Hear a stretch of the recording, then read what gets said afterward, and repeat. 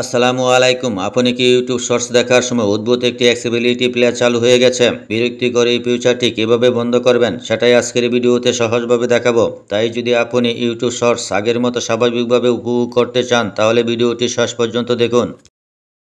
মোবাইলে হোম স্ক্রিনে আসার পর ইউটিউবে ক্লিক করুন। অ্যাপটি ঠিক এইভাবে ওপেন হবে। নিচের দিকে খেয়াল করুন শর্টসে ক্লিক করুন।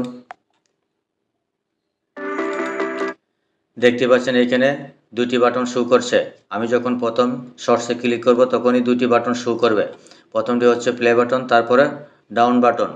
আমি এখান থেকে যখন ডাউন বাটনে ক্লিক করব তখন দেখতে পাচ্ছেন এখানে তিনটি বাটন শো করছে। একটি হচ্ছে আপ বাটন, তা প্লে বাটন এবং ডাউন বাটন। অর্থাৎ আমরা যখন শর্টসে এসে ভিডিও শো করে, যেটা অত্যন্ত বিরক্তিকর, ভিডিও দেখার সময় এই তিনটি বাটন যেন শো না করে সেই জন্য আপনি একটি সেটিংস বন্ধ রাখতে পারেন। সেটা করার জন্য আমি এখান থেকে আবারও মোবাইলে হোম স্ক্রিনে ফিরে যাচ্ছি। মোবাইলে হোম স্ক্রিনে আসার পর আপনার ফোনে থাকা সেটিংসে ক্লিক করুন। আবারও নিচের দিকে স্ক্রল করুন। এখানে পাবেন অ্যাডিশনাল সেটিংস, এই অপশনে ক্লিক করুন।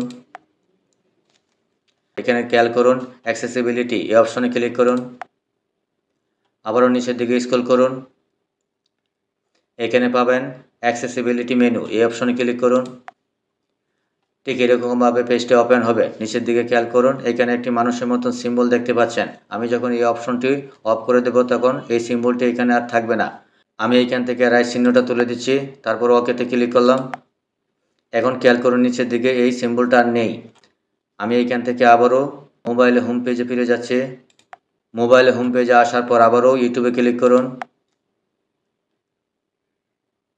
অ্যাপটি ঠিক এইভাবে ওপেন হবে। নিচের দিকে আবারও শর্টসে ক্লিক করুন। দেখতে পাচ্ছেন আগের মতো আর এখানে তিনটি বাটন শো করছে না। আমি আবার নিচের দিকে স্ক্রল করলাম, এই ভিডিওটি প্লে করলাম। দেখতে পাচ্ছেন আগের মতো আর তিনটি বাটন এখানে শো হচ্ছে না। আশা করি বুঝতে পেরেছেন কিভাবে ইউটিউব শর্টসের ভিডিও প্লে বাটন বন্ধ করতে হয়। ভিডিওটি ভালো লাগলে চ্যানেলটি সাবস্ক্রাইব করে পাশেই থাকবেন। ধন্যবাদ সবাইকে।